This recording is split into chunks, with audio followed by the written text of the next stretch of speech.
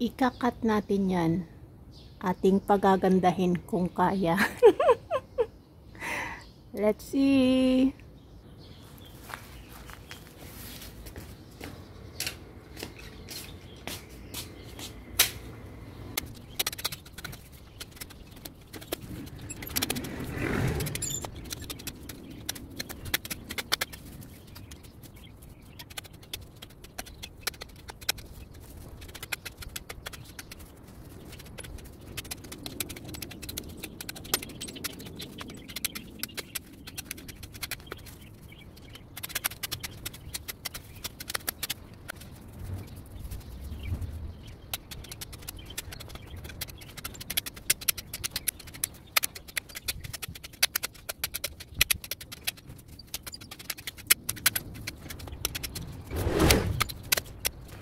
Charan! Okay na yan.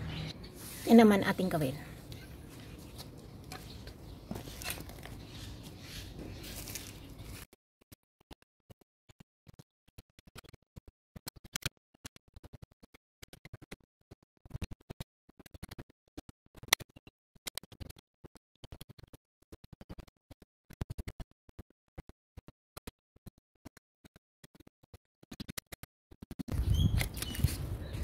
Charan! Okay na uli yan.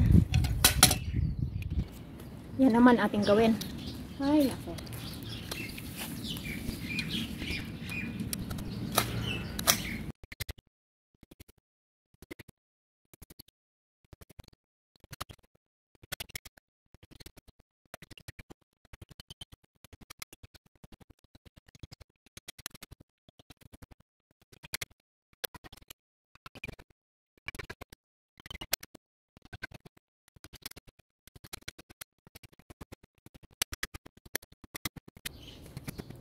Okay, another one is finished.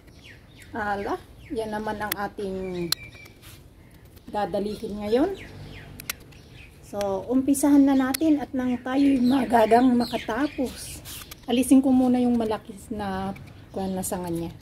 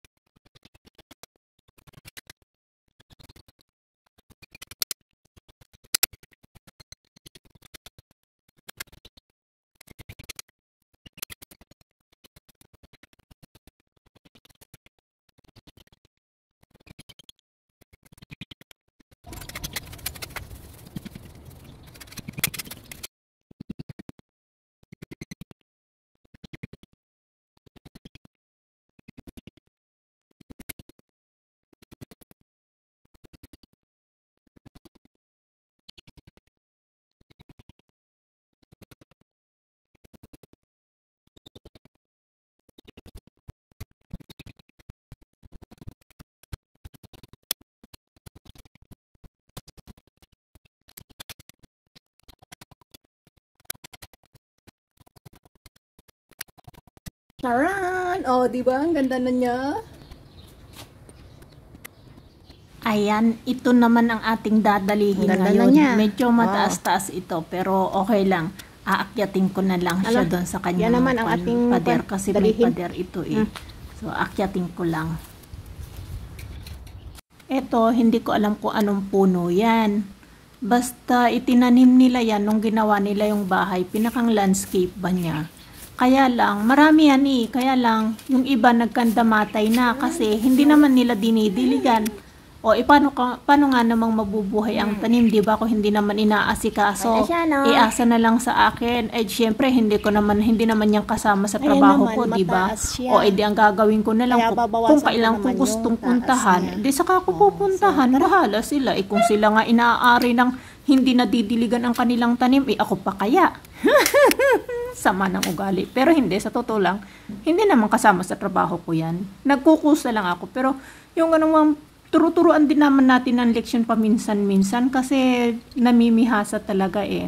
Pero ito, ngayon nakita ko siya, may bulaklak siyang maliliit na kulay Ubi. Ganda ng bulaklak niya, kaya lang ang liliit. At saka nakatago siya dun sa mga dahon niya. Hindi siya basta-basta makikita. O, diba? Ayan, tingnan niyo. Ako'y nakaakyat. Kasi, nakaakyat ako dun sa pader. Kasi yan dun sa kabilang pan Dun sa kabila nung bakod dyan nakatanim. So, nakatungtong ako dun sa bakod niya. Para lamang mapruning ko kasi mataas. Ang pangit pagka yung sobrang taas niya. Kaya yan, pagka pinuputol ko, ganyan ginagawa ko. Nung una ko niyang putulin ako, ang taas talaga niya. Pinabayaan nila. Kaya, yan. Yan na lang pag ako'y may time. At saka, syempre, pag pakiramdam ko hindi ako masyadong pagod, di ginagawa ko. Pero pag pagod ako, sorry na lang. Bahala na sila. Kasi ilang bahay yung inaasikaso ko. Bali 3 bahay. Harapan ng 3 bahay. O, diba?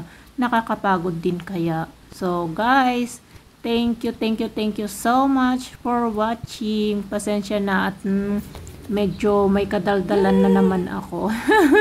Naubos yung dahon. Daldal na naman ako ng walang katuturan. Bye-bye, guys. Thank you.